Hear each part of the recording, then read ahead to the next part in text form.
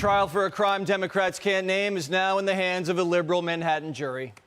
How does Trump think this whole thing's going? Mother Teresa could not beat these charges.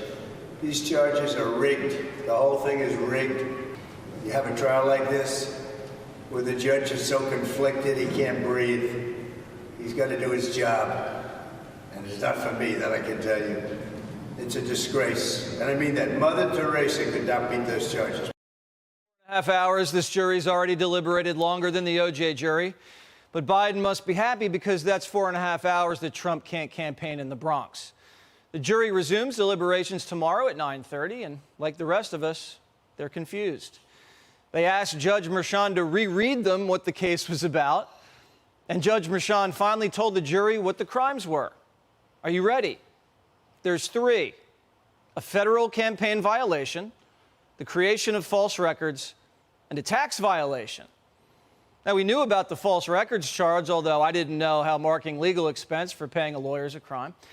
Tax violations. First time I'd ever heard anything about taxes. And the old campaign finance violation. And now we know the specific charge. I'll read it. It's a violation of New York State election law to conspire to promote the election of any persons by unlawful means. It's a misdemeanor. And by the way, Bragg has to prove that Trump knew he was breaking election law. Now, in 2016, Trump was a first-time politician. He didn't know election law. And if silencing bimbo eruptions is illegal, you'd have to throw Bill Clinton's entire campaign in prison. Trump was going to call a witness to say this wasn't against the law. A judge wouldn't let him. So listen to what the judge told the jury. The jury gets to pick what crime Trump's guilty of. The 12 jurors don't even have to agree on which 3 charges he's guilty of. It can just be one or any 1, 2, 3 charge combination. And the judge considers that a unanimous verdict. Convicted. It's like a crime buffet. 12 jurors can go to the buffet, each eat different things. One juror just gets a salad. The other jurors get meat and potatoes. Other jurors get salad, meat, and potatoes. All they have to do is agree on that their meal was delicious, even though they didn't even taste everyone else's food. Fill your plate with misdemeanors, whatever you want, and we'll call it a felony. This is the first time we've ever seen a case like this in the history of the American legal system, and 3 non-unanimous misdemeanors make a former president and convicted felon. Now, it's not like they found Trump with gold bars in his closet like Gold Bar Bob. It's not like Trump filmed his crime spree like Hunter. If I don't understand it and our lawyers don't understand it, how do you think the jury feels?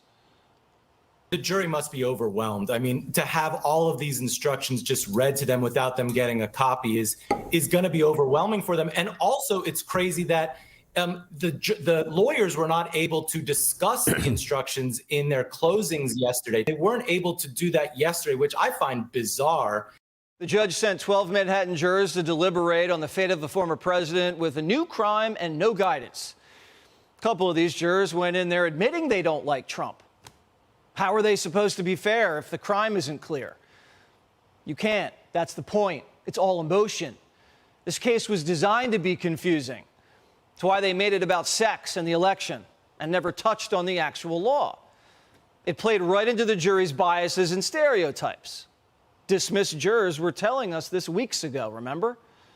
Do you feel like the people that you were speaking with in that jury room that you sat with all day on Tuesday, that they can put together a fair and impartial jury because of that sense of duty? Do you think that's possible?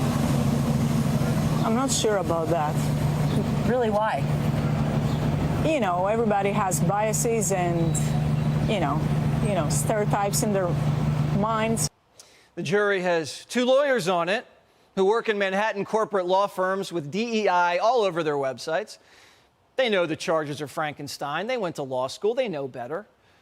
But what do you think happens if they find Trump not guilty and show up to work next week? Corporate law firms in New York City are about as political a place as you can work, outside of politics. These types of firms all work for and donate to Democrats. Their reputations and their careers are in jeopardy. So is everyone else's inside of the courtroom. If Bragg fails, his career's over. Maybe he lands at MSNBC, maybe. If Judge Merchan guides the jury to a conviction and he's overturned on appeal, Democrats don't care. He doesn't care. It's after the election.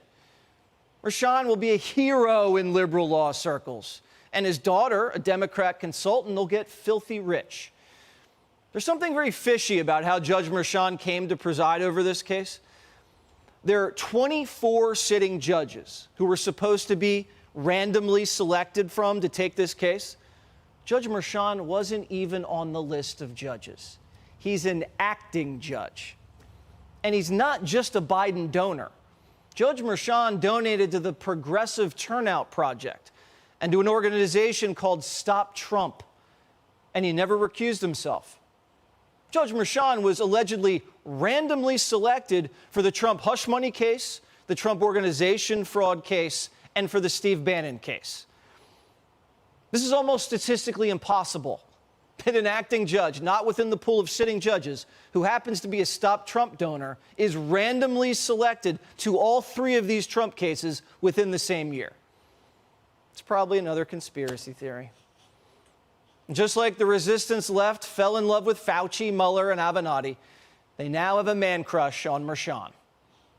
With respect to Judge Merchan, I mean, I am like now, I have like a man crush on him. Right. He is such a great judge that it's hard to see that the jurors wouldn't have the same impression. I mean, you just keep on thinking, if you looked in a dictionary for like judicial temperament, that's what you get.